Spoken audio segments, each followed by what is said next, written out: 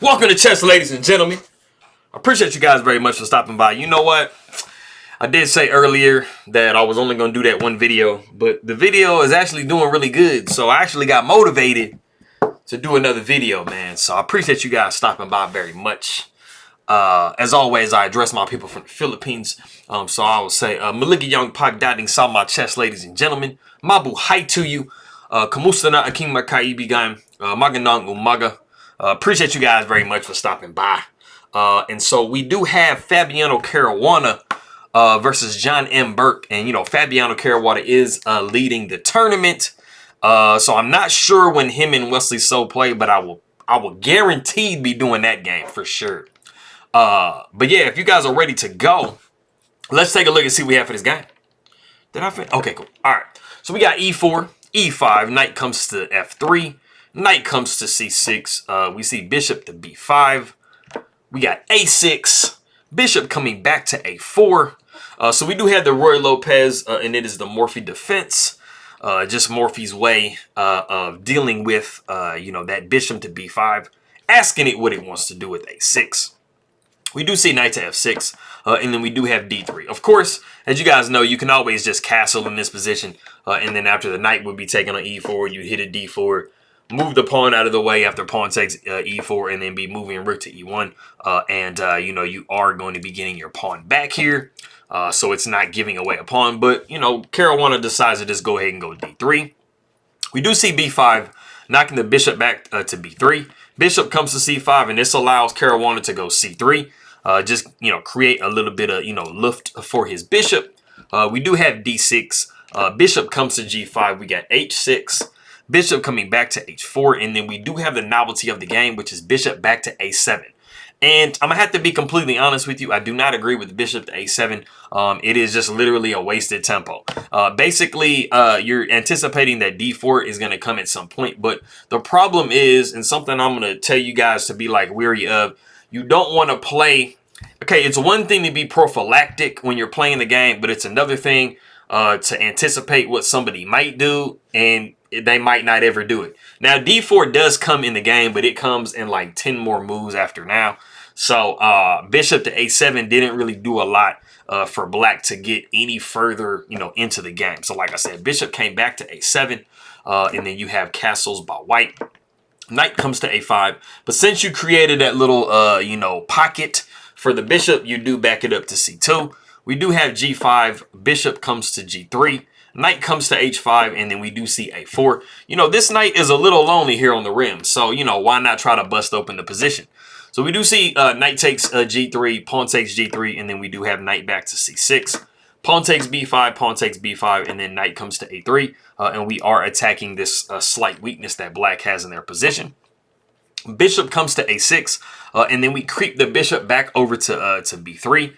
You know, maybe at some point, you know, we're going to be, you know, attacking this knight. But more importantly, we are targeting this pawn, F7, which, as I always tell you guys, is super tender. So why not attack it?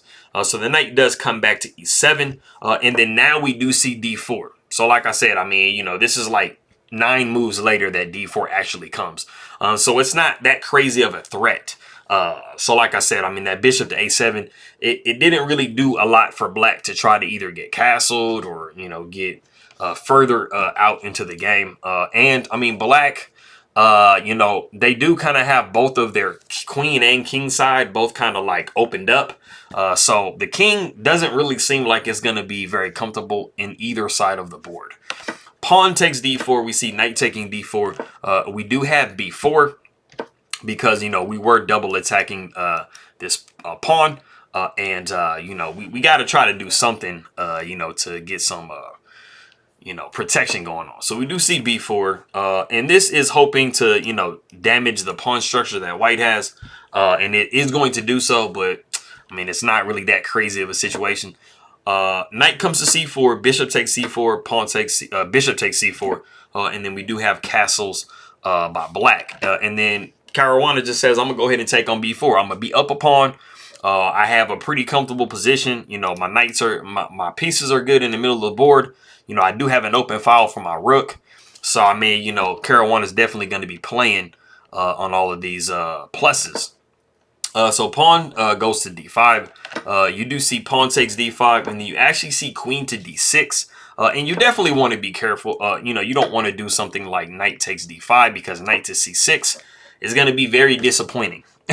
So, I mean, it might be a little bit hard to see as black, but I mean, not only are you hitting the queen and the bishop, you're double attacking this, and you've also discovered an attack on this knight. So this knight will be dropping. So this is just an entire piece for a pawn, and you don't want to do that. So the queen does come to d6, but you do see queen knight to b5, and this is kind of something similar. You are attacking the queen and the bishop, and then the queen takes on b4. And, you know, black is kind of doing their own, you know, attacking of an undefended piece, but Caruana does have b3. So, I mean, they kind of have all of their stuff taken care of. This knight is really nicely placed. You know, this move and this move by black has definitely damaged the king side over here. So, we do see queen going back to c5, and then we see the very nice queen to f3. And I mean, as you can see, everything is really working for white. You know, they do have their rooks connected, which black does have their rooks connected as well. But I mean, the major issues that you have is that you have a lot of holes over here. You have dark square weaknesses, and you have your dark square bishop way over here. So you would really like to put this bishop right here and then, you know, be living more of a dream case scenario, but snapping it back over there, that is where it is. So, you know, you definitely have a lot of pressure on this file. And so we do see king over to g7, and we have reached a point in the game. There are a lot of holes in black's position, and there's a very strong way to exploit it. So if you want to go ahead and pause the video and see what move Fabiano Caruana plays, go ahead and do so. Okay, cool. So there are actually like a million different moves you can play in this position that are like equally strong, but you know, a majority of what you need to play is on this A file. So, you know, if you did guess rook to A4, that would be a very legitimate alternate move. Also, rook to A5 would be very legitimate. But the absolute strongest move in the position is actually rook up to A6. And the reason why this move is stronger than the other two, because, I mean, you're going to be doubling on this file. Like, that's ultimately what your goal is. So all three of those moves, you know, do that for you. But specifically, rook to a6 does target this weak f6 point. So now black has to make a concession, and they have to try to defend that somehow.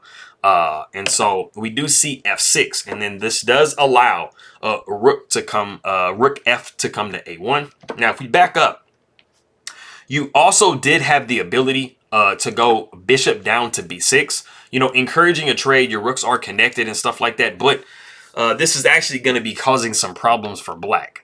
Because after you see rook taking a8, rook would be taking a8, and then d6 pawn push, you are attacking this knight, and you also just discovered an attack on this rook on a8.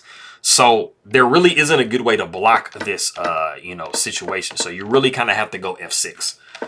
So we do see rook f over to a1, and I mean, you can see that, I mean, the pressure on this bishop is astronomical. It is really insane. So knight comes back to c8, which is literally the only move that you can do. And then we actually have king up to h2. And it is actually in this position that John Burke does resign the game. And if you can't immediately tell why you resign the game, I'll give you just a sample variation as to why you resign the game. Basically, like I said before, you have like a million pieces and like so much pressure on this bishop. You also have this rook is actually undefended at the moment. So, I mean, really all you would need. Well, no, you couldn't do this because that would come here. So scratch that, what I said. But you do have a lot of pressure. You also have the ability to swing this rook over to c6 and cause some real problems for this queen. So the best possible move given by the computer is actually knight down to d6. The problem is you do see rook to c6, and this is really forcing the issue. I mean, you don't have a lot of good moves here. I mean, you can try to move down here, you know, to b4, but I mean, you're just dropping this bishop. So the only really way to try to like hold on to everything is queen takes f2. But this is just allowing the check on c7 with the rook. After the knight comes back to cover, you do see rook c takes a7, and you have just dropped an entire piece. The queen can take on f3, and then the pawn would take on f3. And you guys can see that you do have 4 pieces to 3, and you do have 4 pawns to 3. You know, you have just fixed your pawn structure here too. So, I mean, there just isn't anything to do. I mean, you have to, you have to take here and trade and go down into this end game. Because I mean, you're looking at this rook taking here, and you're just going to be down a whole bunch more material. So, I mean, and then also as well, what you're looking at is this d6 pawn push is absolutely insane. I mean, you can even go something like this. You're just going to be adding like so much more pressure. So this game was just basically just like so much pressure in so many different areas. So, and this is the best possible variation. You don't even want to see the other variations. So that is that game. It's insane. I appreciate you guys very much. Maraming salamat aking makaibigan. And I will see everybody next time.